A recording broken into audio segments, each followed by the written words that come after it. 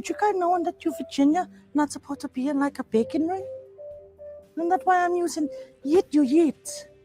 Yit you yit's being relieving you yitin fetching. If you snatch, have a ratch. Yit you yit. If it being burned and you squirm, yit you yit. If it being why you not alright. Yit you yit. Yit you yit's being relieving you yitin fetching. Oh hey, did you guys know that you Virginia not supposed to be?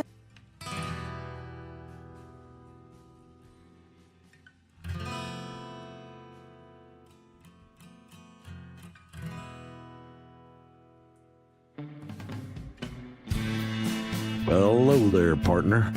Go on and hang up your hat, grab yourself a whiskey, and pull up in the easy chair. We're coming off the range of 9 to 5s with a whole herd of news stories that we've been steaming over like a cow patty in the Texas heat. As they say, the chickens are finally coming home to roost. And we're here to ruffle some feathers and ensure accountability ain't just a concept, it's reality. It's that time where the day's drama casts its longest shadow. So let's light a candle to the chaos of current events, the whirlwind of politics, and the tangled webs of corruption that we find ourselves entwined by. It's time to ramble our way into the twilight. Welcome to Sunset Rants.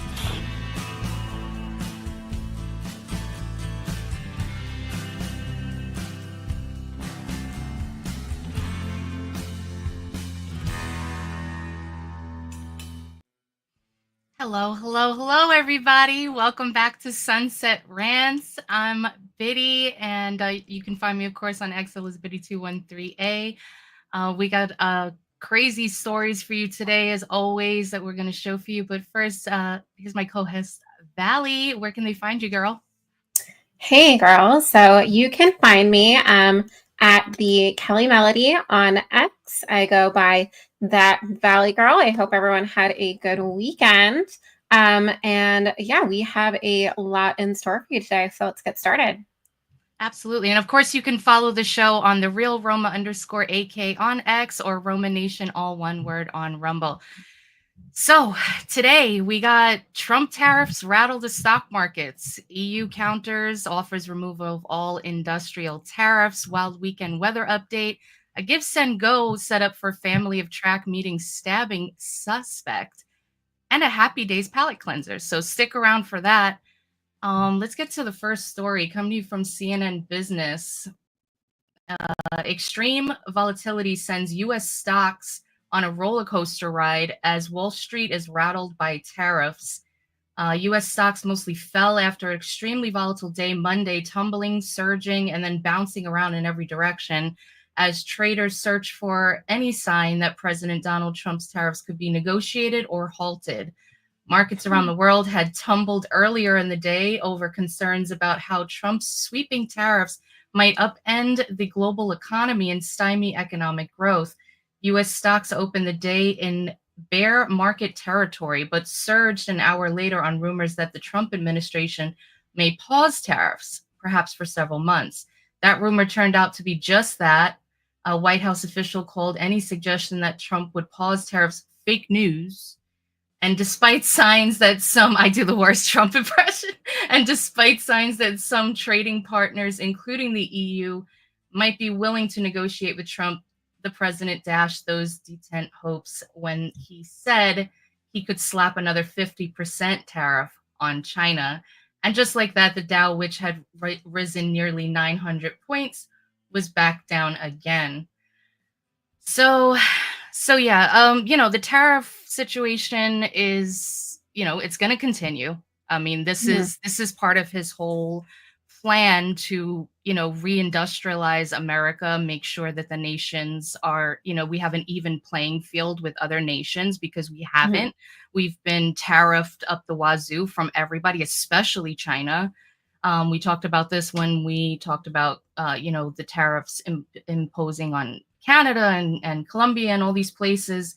And you can't, when it comes to the market, I don't know a ton about it. I was, doing some research again, but It's all projection. It's basically what people feel different companies and the different trajectories are going in. So, investors will get nervous when they see kind of like a rattling going on, and how goods and services can be sold across nations and, in this particular stocks.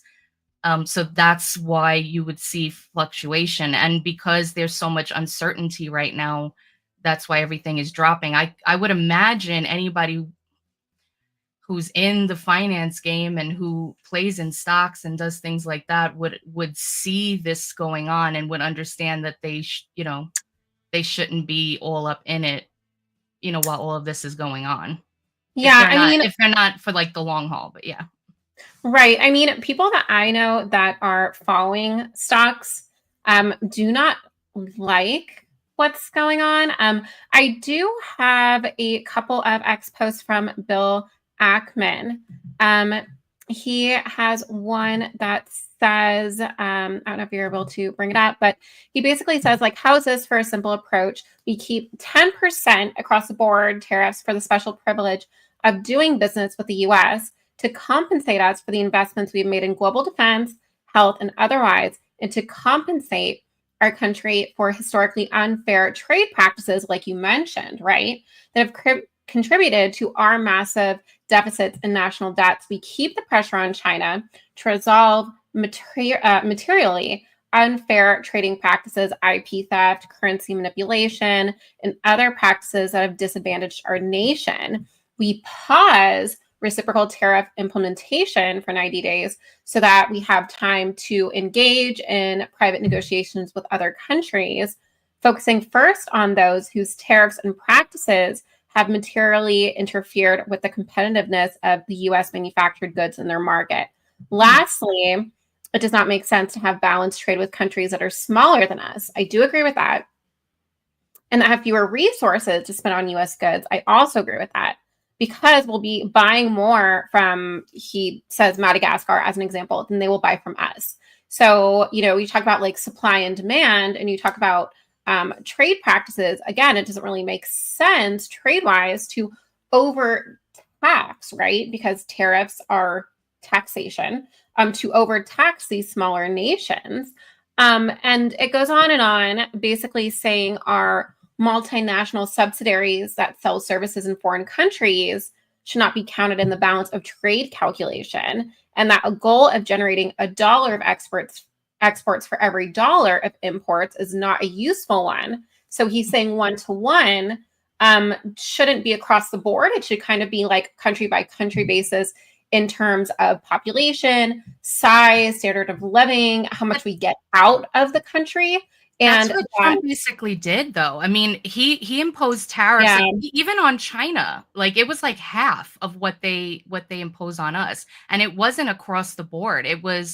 All different nations had different things. But there's also, I understand what he's saying too, because anybody who's in the stock market, they're gonna have this upheaval while all of this is going on. Maybe Trump, Right. because we are not in the room when he's talking on the phone with these nations' leaders.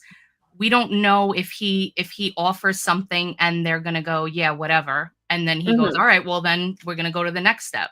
Like, I'm gonna have to force you then if you're not gonna come to the table. There's also situations that I heard, which I don't really know like the details of it, but something about like with Vietnam, where he mentioned China will sometimes go through Vietnam to sell their goods to other countries so that they can kind of bypass the tariffs. Yeah, right. So there's a lot of that going on, and in the interim, China is being just lifted higher and higher and higher, and buying up more things and getting. Yeah. I mean, the thing is that China, as of right now, is not folding because of what you just mentioned with Taiwan. So, I mean, you have a lot of nations that are starting to fold in negotiations. I know Israel folded. And it's just interesting because some people on the left are like, oh, Russia isn't being taxed. It's like, Russia has sanctions. We're not getting anything. Right. That's a totally different situation, and it's way worse. Yeah. Right. So it's like, again, I'm not a huge economic expert, and I don't think A either lot of of the us time it's are. like, So yeah, yeah. anyone who's watching the chat, this is an open invite for you to come on and Yeah. please explain to us tariffs, because we could go back and forth on this, but I do know that people are looking at their stocks right now, and the stocks are plummeting, and people are saying, like kind of what you're saying, well, short-term loss is a long-term gain. And there's other people that are saying this is going to cause such a great recession that we're not actually going to be able to bounce back from this. Yeah, I mean, he's definitely playing, he's Hardball. playing hardball. He's Yeah. playing chess. I would think he knows what he's doing, and I'm hoping he knows what he's doing. I mean, he's got his finger on the button, so like we can't really like, what are we gonna say? But He might let be me trigger just see. happy. I don't know. Yeah, I hope not. Oh my I God. don't know. So yeah, so okay, so a couple of things. US using tariffs to reindustrialize America. That's what I said in the beginning. We can't even like build ships at this point. Like all of our industries have been exported overseas, especially like, materials to build things and whatnot. So we have to be able to, to build without relying on other countries. There's capital goods, there's like all different kinds. There's consumer goods, there's capital goods. The automotive industry, clocking about 859.1 billion that we get on that we import. Electric devices and computers were two highest types of capital goods imported. Telecommunications equipment, industrial machinery follow at the highest. Semiconductors, food machinery, aircraft parts, consumer goods like different commodities, 757 billion worth of goods imported. Pharmaceutical preparations, we've talked about that before when in regards to China. They I think it's like somewhere in the high of like 90% of like antibiotics and things like that they provide. I mean, And I was going to say, yeah. I picked up a medication last week Mhm. that said it was made in Bangladesh. Mhm. And India is another one. Yeah. I was like, due to slave labor and just the, if you want to talk about like low FDA standards, I mean, I Mhm. can't even imagine what it would be like in third world countries. And I'm like, to this day, I like still haven't taken it because I'm like so hesitant that we're importing all of these medications. You said antibiotics, Yeah. antidepressants, Yeah. steroids. Mhm. Over the last couple of years, like I work in the medical industry, right? I get the phone calls asking people to prescribe medication.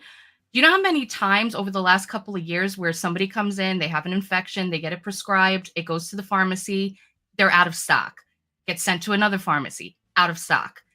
That we can't have that. Like we can't have other countries having something so like a dire that we like something that we need so much that where they can withhold it or have some kind of like if they take issue with us or if they have some production issue or whatever, then we're like the last one to get it or some kind of weirdness. Like we have the means to do it here.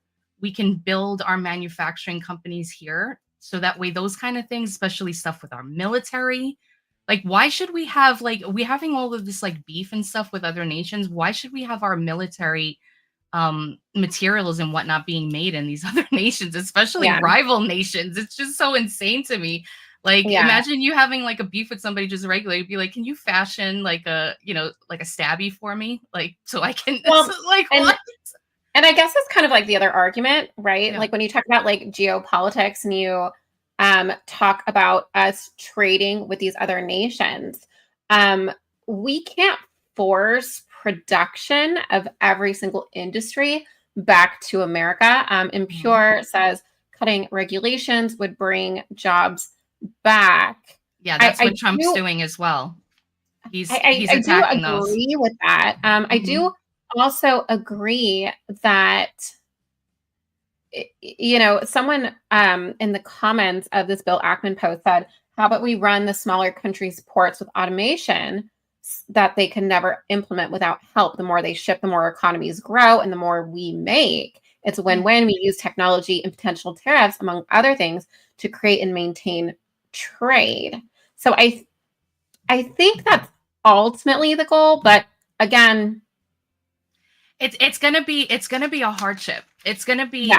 like the transition period is going to be a problem. I mean, a couple of things that are really good is the inflation is down.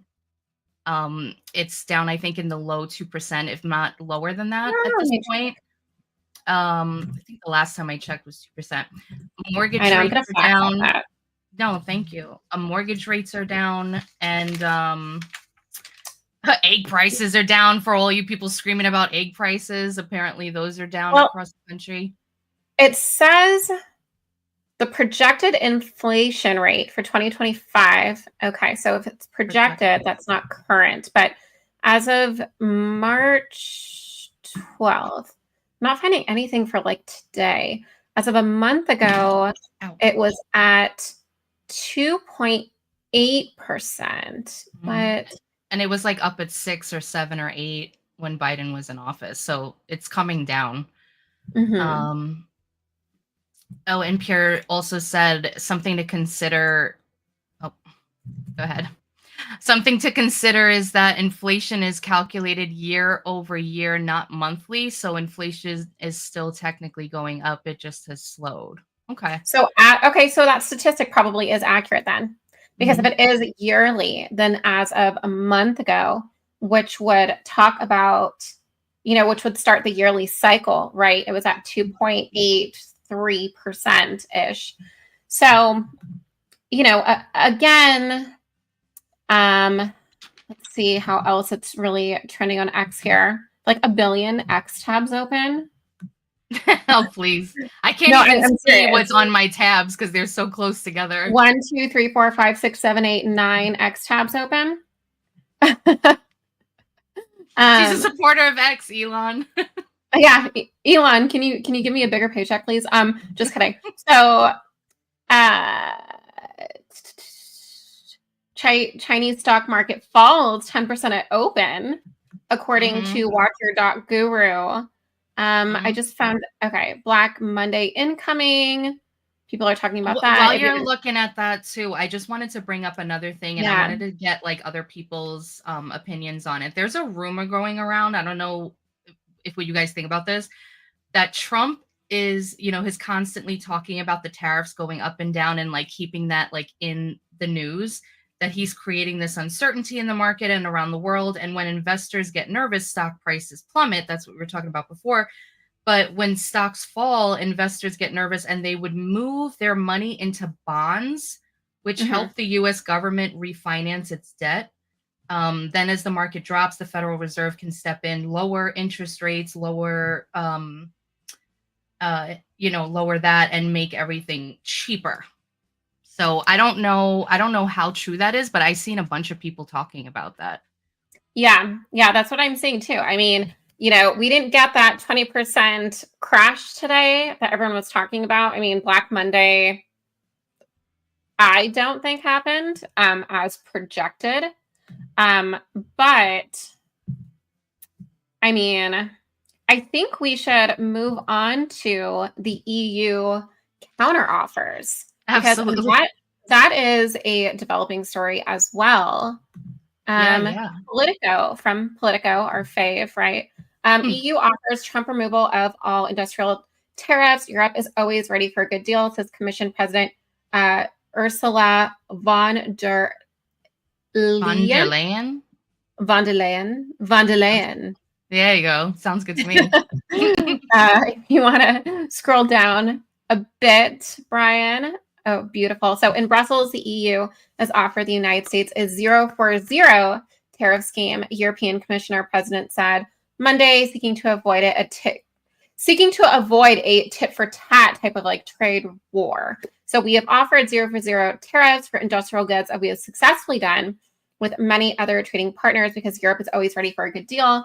So we keep it on the table, she told a press conference Monday. She sounds like a Disney villain, like Cruella de Vil. Yeah. The EU and the US came close to scrapping industrial tariffs a decade ago with the transatlantic trade deal and the investment partnership that was ultimately scuppered by Trump in his first term. So he's been trying to do this for quite some time. Mhm. Yeah. Yeah. I saw Marco Rubio, Secretary of State. He was talking to a reporters, and he said, you know, because they were like, oh, you know, as other nations' economies are crashing and stuff like that, and he said they're not crashing. Their markets are reacting to a dramatic change in the global order in terms of trade.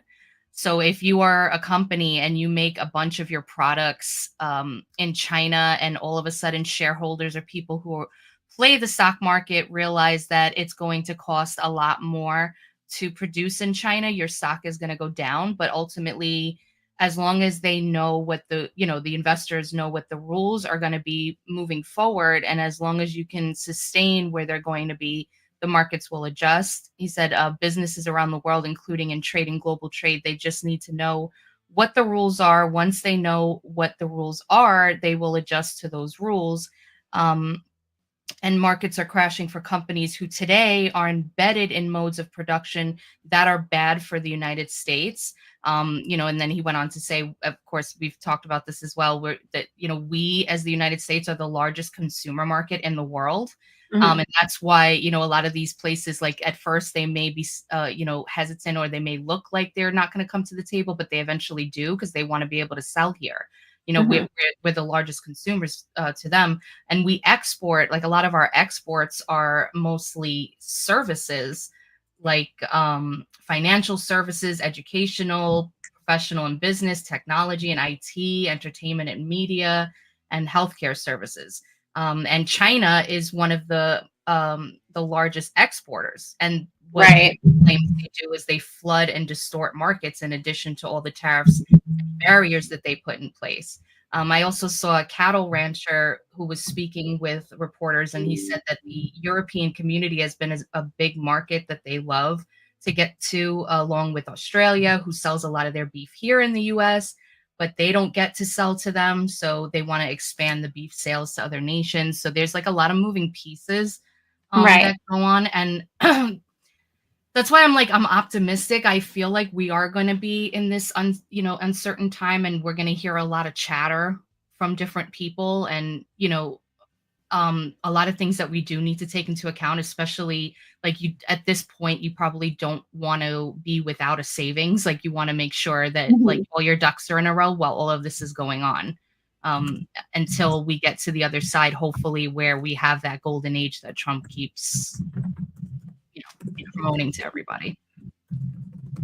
So yeah, it's I mean, I wish I knew like more about how it all works so I can have a more fully fleshed out opinion on it.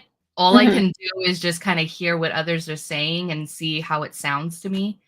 From what I can see, the negotiations with the tariffs and everything, they are going well in a lot of instances. These nations seem to be saying, "Oh, all right, well, we're going to come and play. We're not going to impose tariffs on you.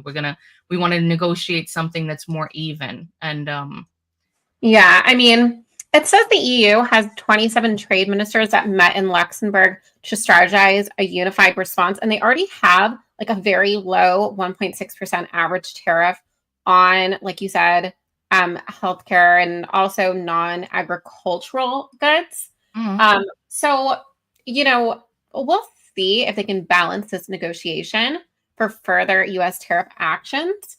But it doesn't look like the EU is our biggest threat right now. Does that make sense? Yeah, no, totally. Yeah, I mean, at the end of the day, it's definitely China.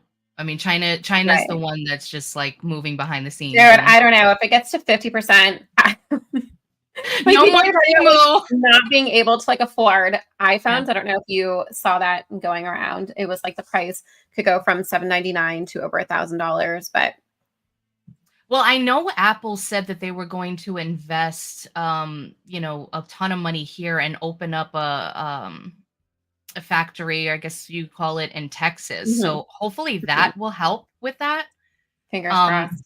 yeah, fingers crossed. But that's also what happened. Honda, same thing. They were supposed to open up a factory in Mexico, and because of Trump's negotiations with them, and letting them know like you're gonna have issues with these kind of tariffs and stuff if you try to sell here.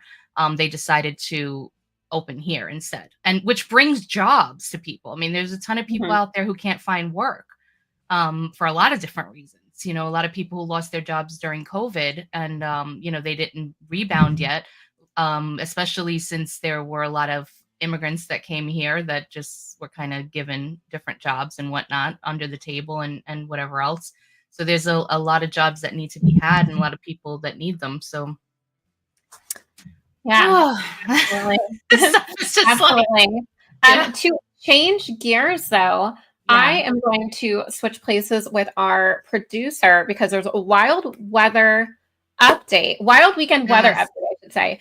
I'm talking about when Midwesterners recovering from the weekend floods, being in California and not having much of a say of this at all. I feel like Brian can definitely articulate that.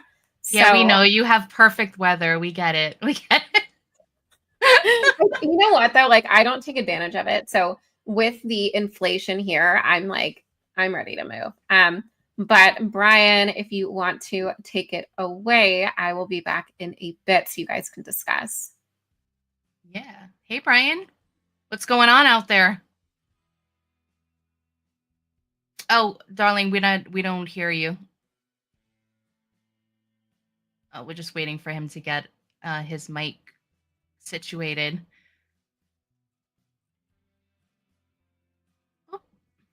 Right, I'm just gonna start the story real quick until Brian comes back on. So coming to you from USA Today, when will the water recede after record flooding in central U.S.?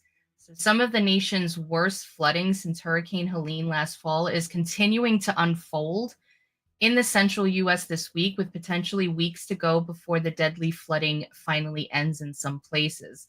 Although most of the heavy rain that's plagued the central U.S. over the past week has come to an end, the water that's already fallen will take days or even weeks to finally recede in many areas. Indeed, even long after the rain ends, all the water that gathered in urban areas and small streams will continue to flow and surge in progressively larger rivers in the region. Hey, Brian, welcome.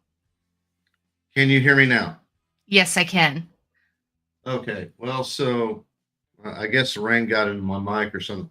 No, it finally, the weather, the skies cleared up a little bit around here today. But I can tell you, I live in central Kentucky, Hardin County to be specific. And I took a drive around my county. Move my camera over here. Drove around my county a little bit, some places low-lying areas that I knew would flood. Let's see, there's a local outlet here that's got some pictures. Let me share this one instead. Oh my gosh. This community here is called Colesburg.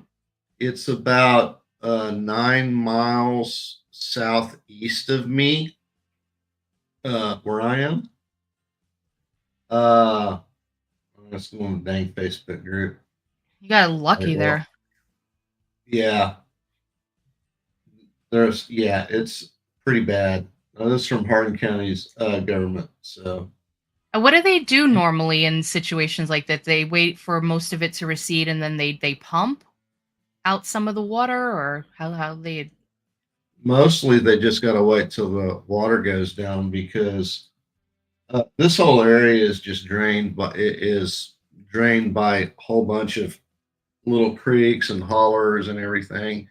And when those things get out of their banks, and of course, all these little villages like Colesburg that kind of settle around that were established, 200 years ago, around in those little hill valleys there, water comes up and they go underwater. So, yeah. Yeah. I mean, I hate being critical of place. I mean, I know a lot of this stuff is unavoidable in some situations, especially when you get a ton of heavy weather and rain that is just constant. You already have like a fully saturated floor. It's just gonna keep going with it. It's gonna going to retain that water. It's going to keep going up and up and up. But is there some things that they're not doing in these areas that they should do, like making sure that like the sewer drainages are clear more often? And I know that, I know that Louisville, they have a constant battle down on the riverfront every year with this kind of flooding, and there's constant projects going on down there to try to abate this stuff. And it seems like no matter how much money they throw at it, no matter how much construction goes on down there, and I can tell you, if you commute to downtown Louisville, and if your office space is anywhere on the riverfront or anything, there's times you're good luck. Good luck. Uh, what about releasing some beavers? Maybe they can like do some damming or something like that. I don't know. I don't know. They're just cute. The Ohio River's pretty wide, so I don't think there's much beavers can do on the Ohio River. Aw. Maybe. They're just not qualified for the job. That's okay. Yeah. Well, I mean, shout out to anybody who's listening. If you're in these areas, sending prayers to you guys. I hope nobody had any large damage. I guess people who live in these places, I don't really know, but you would have your own pumping systems and generators and things like that if you got the money for it, I guess. Well, I mean, pretty much everyone, at least all my neighbors that live around me, that if they've got basements, they've got sub pumps in their basement. I know the plumbers do a pretty brisk business around here of keeping sub pumps running and keeping basements because flooding can be an issue in areas like this. And this is almost a water is wet kind of story given the time of year it is, but we're also getting a weird weather pattern where I think a little bit further north in the Ohio Valley, they're predicting some freezing tonight. So you get all this rain and flooding, and then you get freezing temperatures. You've got fruit trees starting to bloom and everything else. This is a really, really bad time to have a freeze. So, yikes. Okay, well, yeah, sending prayers to all you guys, and but thank you so much. I mean, you're absolutely welcome to say if you'd like to, and as we move on to the next story. Oh yeah, I'll stick around for this one. Yeah. And we'll just wait if for Valley to come back, but I guess I'll just kind of start. Hey, darling. Hey. Would you like to read the next article, the Give Send Go? Yeah. Yeah. One moment to pull it up here. Oh, okay. Do you have it pulled up? Yeah. Yes, ma'am. Beautiful. Online fundraiser for Texas track meet. Stabbing suspect nears 150K. So an online fundraiser for Carmelo Anthony, the Texas high school student accused of stabbing fellow 17-year-old athlete Austin Metcalf to death at a Frisco, Texas track meet last week, is nearing 150,000 in total donations. It's actually at 200K right now. I have it open. Yeah, so it's going through Give, Send, Go. There was actually a good space on this earlier. I was trying to have one of the co-hosts to join us tonight. They might join you guys later in the week. But essentially, Give, Send, Go is very similar to how a GoFundMe works. The CEO says, as a family of faith, we are deeply grateful, same thing, right? For all of your support during this trying period. So this is kind of the controversy because, again, Brian, you mentioned with Kyle Rittenhouse, his GoFundMe was shut down. And in rules of some of these fundraisers, excuse me, if it has to do with like violence of any time, they typically shut it down. I know. What was your opinion? Can you tell us a little bit more about that? Well, it just seems to me like that they're already trying to make the comparison. It's a little lower in the story here. One of the people that donated to this fund, uh, self-defense in a stand your ground state is for this young man did nothing wrong and his right to defend himself as a legal system as the right for Daniel Penny and Kyle Rittenhouse. It was right for him to. It was right for him too, said one comment. So those comparisons are already being made, and here's where I want to debunk some of these. Okay, Daniel Penny, one, was unarmed. And at the end of the day, all he did was put a guy in a restraint hold. That's all he did. Kyle Rittenhouse, debate whether or not he should have been where he was when what was going on, he knew was going on there. But he did anyway, and he went prepared with an AR. And he used that AR to defend himself when his life was threatened.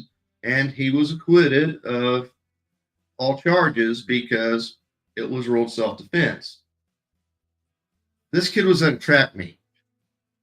Why do you bring a knife to a track meet? Yeah.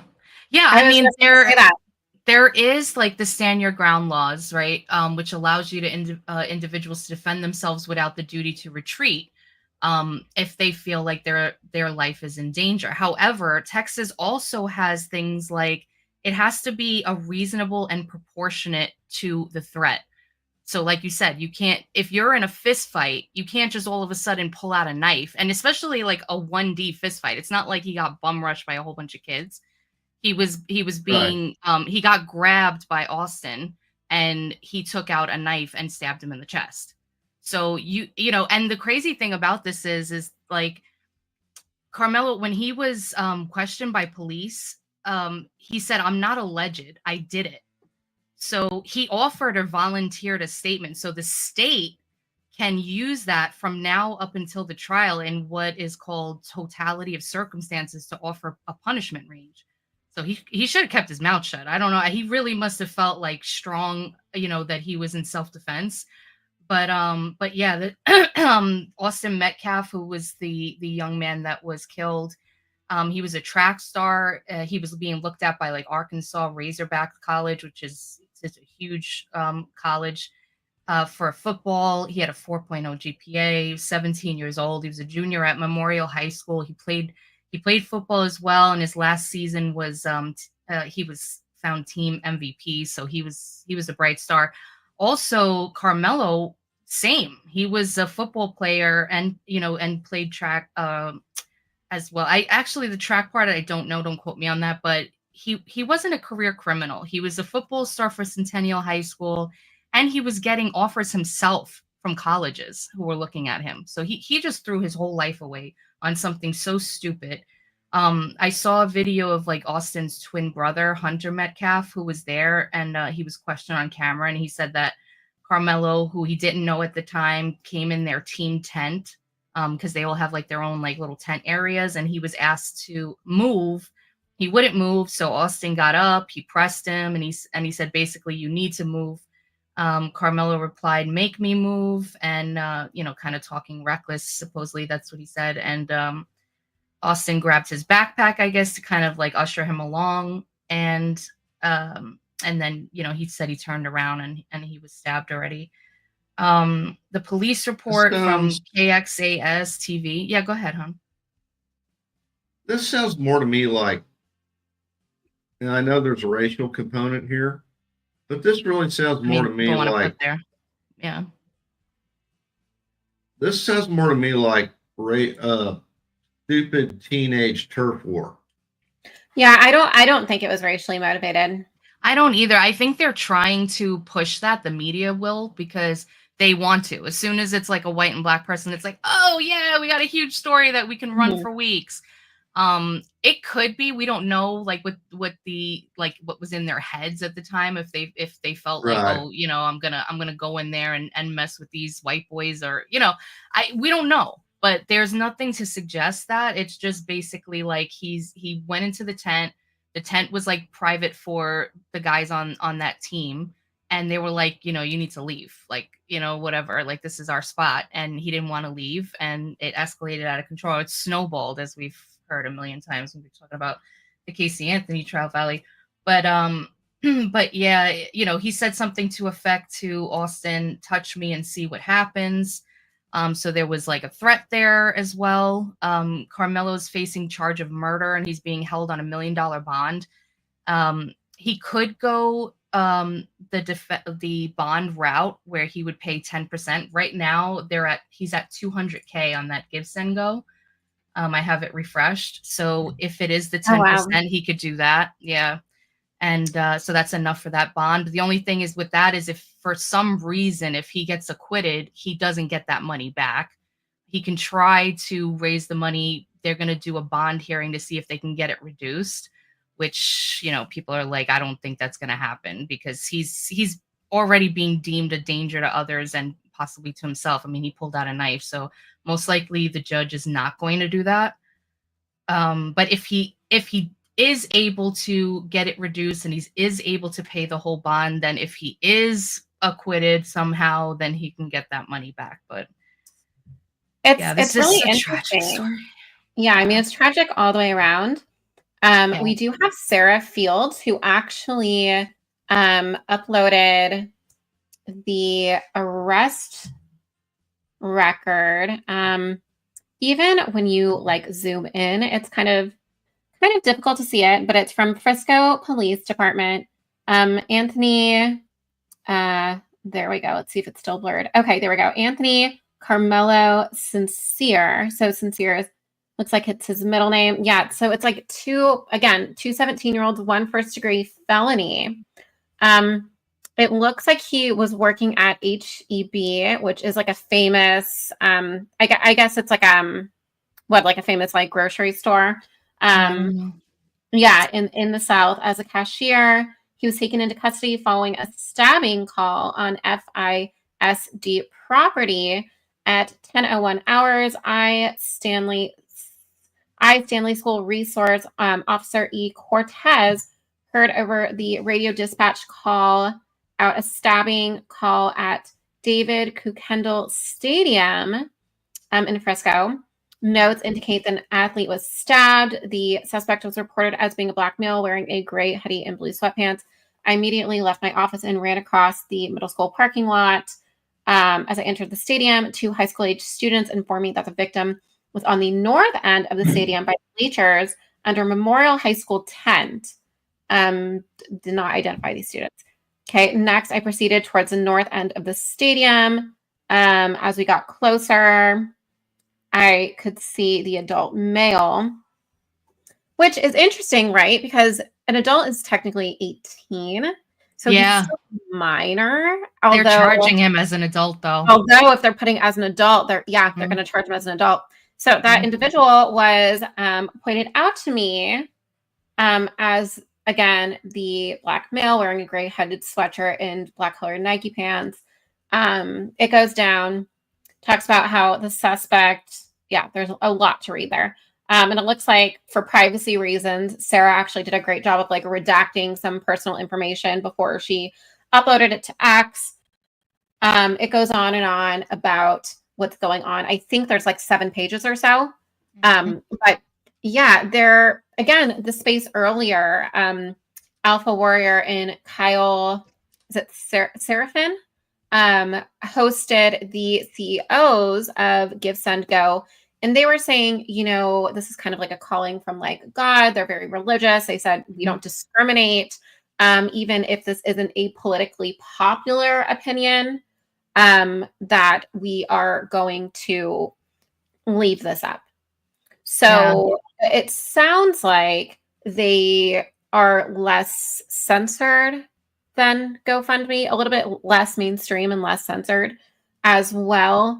And the Metcalf family actually opted for GoFundMe, oddly enough. They have a 270,000 right now. Their goal is 300,000. Yeah. It's very unfortunate.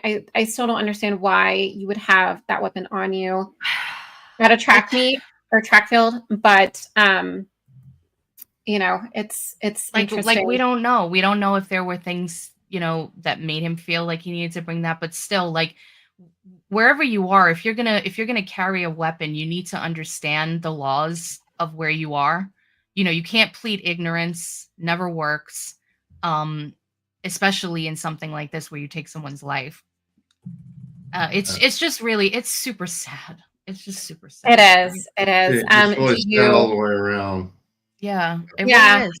That kid gonna threw say, his did you life guys- away, and he took the other kids with him. Like, Yeah. Did you guys want to go to a palate cleanser? Because I think I'm ready yes, for a palate please. cleanser. Yeah, Yeah. me too. Um, I think Biddy ought to take the lead on this one because it's her favorite newspaper. it's right. one of my favorite shows, though. It's one of my favorite shows, though.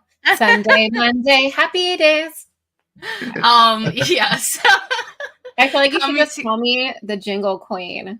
Yeah, we can see that. That's another shirt. All right, New York Post. Ron Howard and Henry Winkler reunite with Happy Days co-stars for the first time in 50 years. Oh, happy day. I love it. Ron Howard and Henry Winkler reunited with their Happy Days co-stars Anson Williams and Don Most for the first time in 50 years at Steel City Con in Pittsburgh on Saturday. Damn, this is too far from me. I mean, not that I barely leave my house, but the foursome participated in a panel discussion in front of an audience of fans of the beloved sitcom. I'm just emotional here, said Winkler, 79, in a video from the event, or the Fonz. Hey. This is the first time. Hey. Yeah. Hey. This is the first time that we have appeared this way in 50 years. This is so cool. I love stuff like this. This is like really, really fun.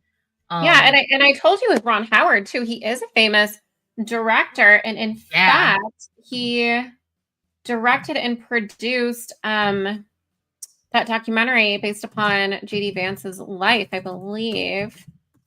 Oh, is that what you were trying to tell me earlier?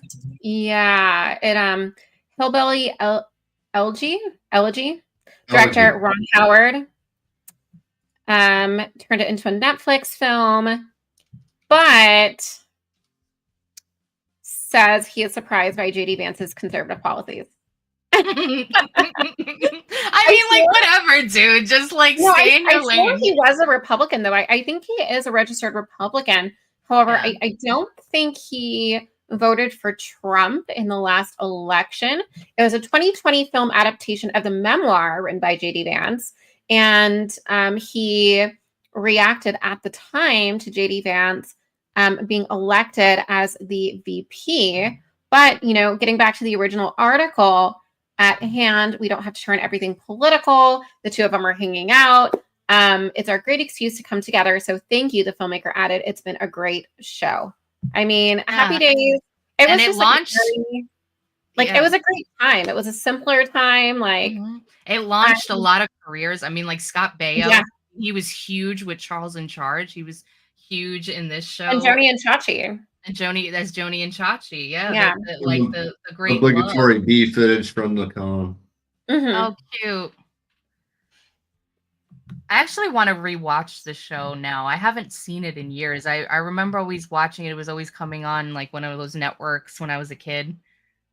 I wasn't alive when it came out, but since everything went to streaming, I think it used to be kind of like on when we all had cable. I think it was on like Late at Night, maybe MTV, some of the I'm like, I kept saying cartoon. Yeah, I'm like that's some of the Viacom networks. Now that it's streaming, perhaps like Paramount Plus, if it is even still streaming. But I mean, I definitely think we should do a Happy Days marathon one of these days. I miss all of those shows from the times. Wasn't it like Happy Days, like the Brady Bunch? Mm-hmm. Oh my gosh, I'm having a brain freeze. Yeah, my mind's going blank. I never watched. Bewitched. Bewitched was cool. I used to watch that. I Dream of Jeannie. Yes, I never watched the. What's the one with Beaver and Leave It to Beaver? Leave It to Beaver. Oh, yeah, I never watched that one. Or I'm like, what's the one with the beaver? Leave It to Beaver. Okay, so Happy Days. There are so many inappropriate comments I could make right now. I mentioned Beaver a lot in this show. Beavers?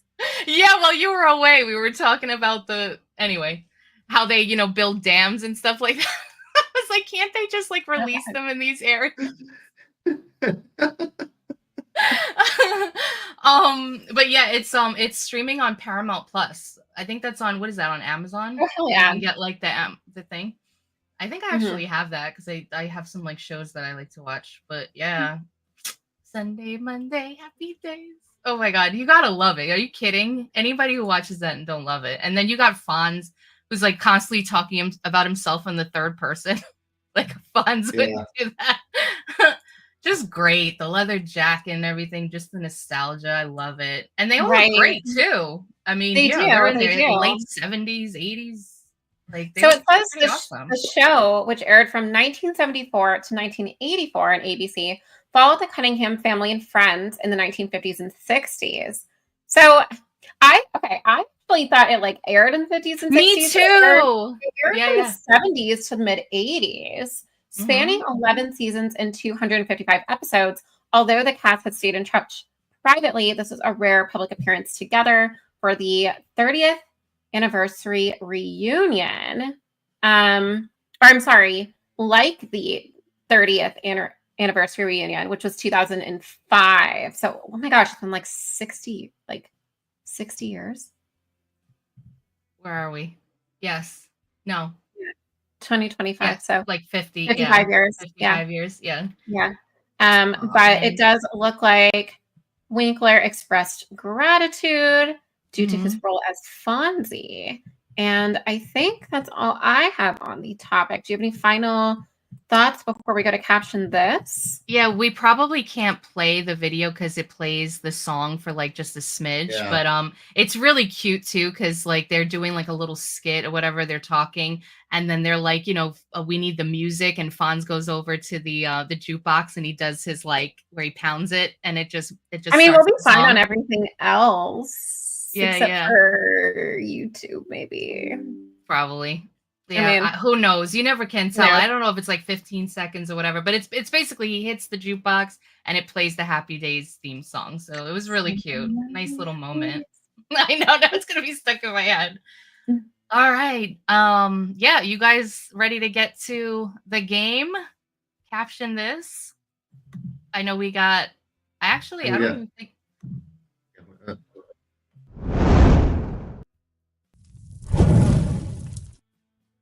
Hey, oh my God. The credit on that is Danny. Thank you, Danny. It's one of our production volunteers in the Discord. Yes. So. Ron Howard was in the movie, and Cindy Williams of Laverne and Shirley were in it. Oh, cool. Oh, in the movie American Graffiti? Graffiti. Nice. Good call, Doug. All right. So you know the game. If you don't know the game, this is sometimes we use an artificial generated, I can't speak, image or some kind of image, and we ask you, the audience, to come up with some funny captions. So bring out your funny bone, give us the funnies, and we choose at the end which one we think is the funniest, and you be the champion for today. You'll also be nice. I'm putting a star on that one. Nice. And you'll also be entered in the championship when we get to that, where we go over all the champions from each night, and we get the major champion of the quarter, and we send you some Roma Nation merch. So really cool. Yeah. Woo. Got my little hat here. I know you got yours stuff coming soon, Valley. Hat, shirt. Oh, I'm debating on what color hat I want, to be honest, because the hot pink is cute. It's cute, but there's a lot of good ones. I don't know if I want something more like I'm a very like color neutral person. I wear a lot of like tans. I wear a lot of black. Got a really cute one. It's like a tanny gray one. Yeah, I wear a lot of like grays, and there was a time where I wore a lot of pink, but I feel like that was like peak 2010 for me. I say that as I have a totally like hot. I was gonna say, don't you have like like a velour suit or something that's like all pink? Oh yeah, I have. Yeah, I still dress like I'm a millennial. Like I have like Juicy Couture jumpsuits in like almost every color, and like I'm basic. I'm basic. But I was talking about more of like the green screen that I have, but I feel like I might need to switch it up because I'm Oh like no. fading into the background. Like when I was watching the playback of our Casey Anthony stream, which was massive. Thank you guys for the turnout. But I was like looking back at the clips, and I'm like, I talk with my hands a lot, and everyone's like, "Oh, look at your floating hands," because I just like look like a little like head at the end of it. What do you mean the purge never happened? That's a good one. All right, guys, we need all hands on deck. It looks like we have a lot of people in the chat right now. So please let us know what you think.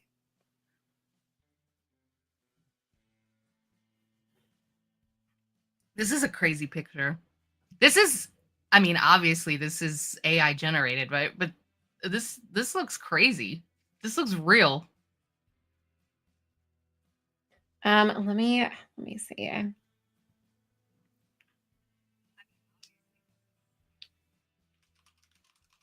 Okay, if I'm looking down, it's because I'm on X on my phone here, trying to figure out what to do. I have one that's so bad. Wait, are you gonna post it? Yeah. Well, it's not really bad. It's just it's racist. Not really. Oh, A little not bit. that. This one. It's not that bad. Yeah.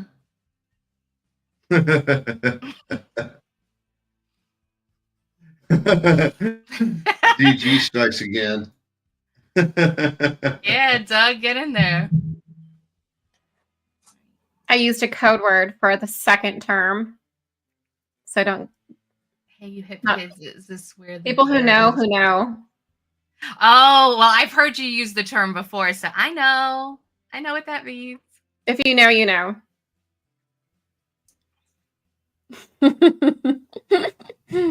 Okay. Knocking on Nancy Pelosi's house, trying to get in to talk to her husband like that one rapper. Oh no.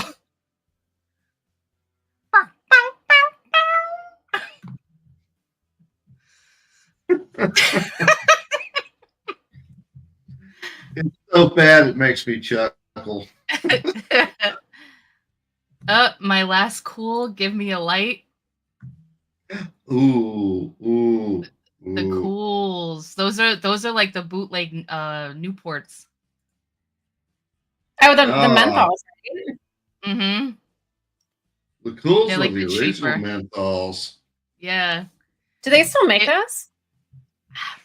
I don't I'm know. not sure. I mean, I'm not a cig girl here, so I've never really been a smoker either, so no. I remember back in the day, this might age me, but I remember they had those like a hot pink number 9 camels that came out. You know when I told you like hot pink was like peak like 2010? Yeah. They had those like a hot pink number 9s that came out. And occasionally when I drank, I would like have one and be like, I'm so girly, like that stupid. was like with the Virginia Slims too. Like Yeah, like a lot of girls at the time were doing that because they were like long and skinny and they made you look like, you know, you were fancy. Yeah, they actually didn't look any different. It was literally just like the carton. Like I was just like, oh, it's pink. I don't know. I'm pretty sure they discontinued them after like 2 years, but yeah, cools are still out there. That's crazy. Is this the 3 a.m. after party? Oh, are there any on? Oh, cute. Trying to see if there's anything on Rumble. Rumble's pretty dead.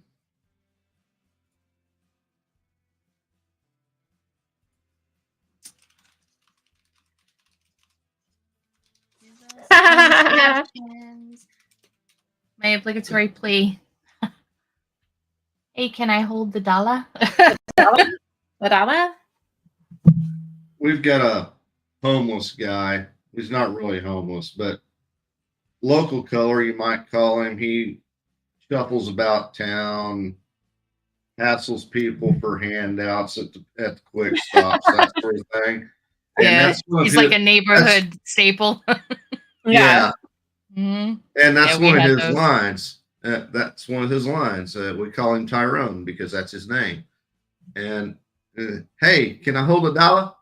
That's his. How long you want to line. hold it for, sir?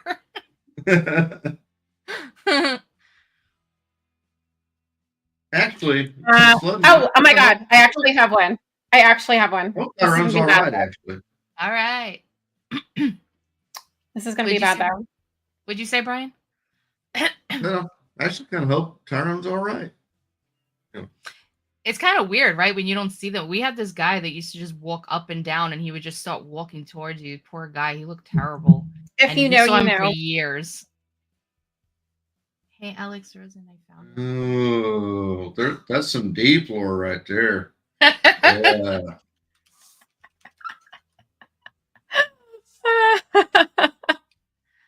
OMG. Oh my God. I actually.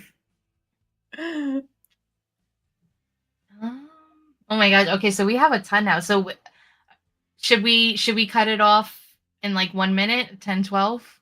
I think we should cut it off. Okay. Yep. I'm going to cut it off. Right after that one. Like, honestly, I'm having the Monday. What's that phrase? The Mondays of Mondays. The Mondayest of Mondays. Yeah. Yeah. That's like, I had to like double check myself because I was like, okay, like, oh, I was like, my posture's like kind of like slumping. I'm like, I need to like. Please, are you kidding me? I'm like the whole time. I'm like, ugh, like a hunchback. No, you know how I can tell? Because when we did the Casey Anthony podcast, you were like, why are you so much taller than me? And then today we're like the same height. That's how I know. Yeah. I started out like this. And then by like the third hour, I was like, no, I checked myself. I was like in a hole. Okay. Okay, y'all. I think DG just topped them all. I need another 40. Another 40. That's my vote for champ right there. You guys remember in college when they had the Mickey 40 hands? Yes. Yeah. I think like the over. Are you talking about like Mickey Mouse? No.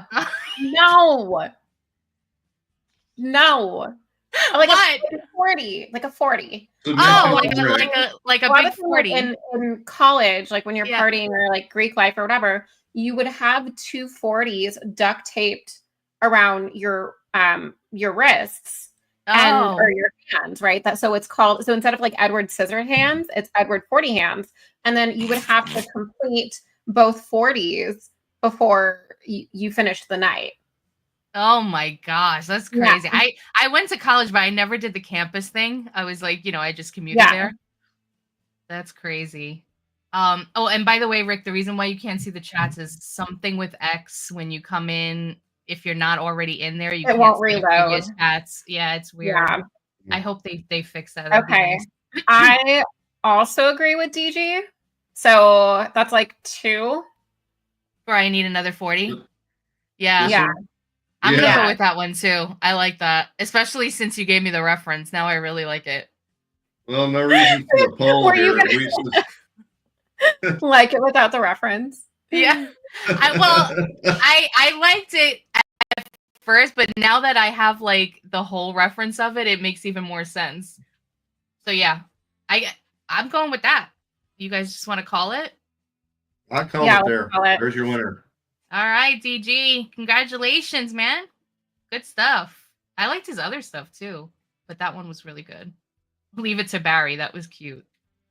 I really did like that one too.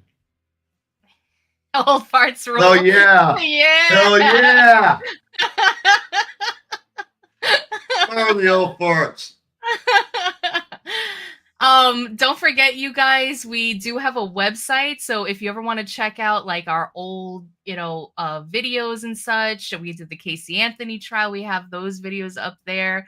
With Valley and I, we have all the Sunset Rants videos, the Romanation videos. We have, all of our shows and everything.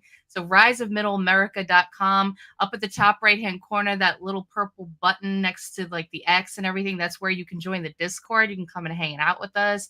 You can also find our merch here. And whoever wins the championship caption this will get their captioned photo, the photo and their caption on a t-shirt, as well as some other cool stuff. So let's see. And here's some of the great ones. I know, Brian, I know you got the air, motherfucker. Do you bend it? I know you got that one. That's a great shirt. And that's your caption. Yep. Some great colors. But yeah, you can do this. You could support the show and get some cool merch. So it's like win-win. But yeah, you can find me on X, Elizabeth213A, and come chill with me all day. What about you, Valley? Yeah, you can find me at the Kelly Melody on X. I am that Valley girl, having the Mondayest of Mondays, but always glad to be here. We have a ton of developing stories all week. Sunset Rants is going strong. I will not be in on Wednesday, but I will see you guys after the weekend next Monday. And a Roma Nation hat signed by Phil. Nice. Yep. Nice. Yeah, he got that sign when him and Scrap went on Timcast. So you got that as part of the prize. But yeah, and I'm sure, Valley, I'll see you all week because we're working on episode 3 of the Casey Anthony saga. So we'll definitely be working together all week. And Brian, let them know where they can find you too, man. I actually don't have a banner prepared for myself here, but I'll shout out Fluffy Hobo, who's a normal co-host around here. So yeah. Yep, and he stars in our and produces the FAFO Friday. After you put your kids to bed. that's the show for you. Yeah. But Yeah, I hope you guys had a great Monday, and have a great evening. Sleep well, and we'll see you guys tomorrow, 9 p.m. Eastern, right here. Bye. Bye. Have a good one, y'all. So I got to thinking, there's MAHA, Make America Healthy Again. MAGA, Make America Great Again. But what we really need to do is make America follow the Constitution again. Motherfucker.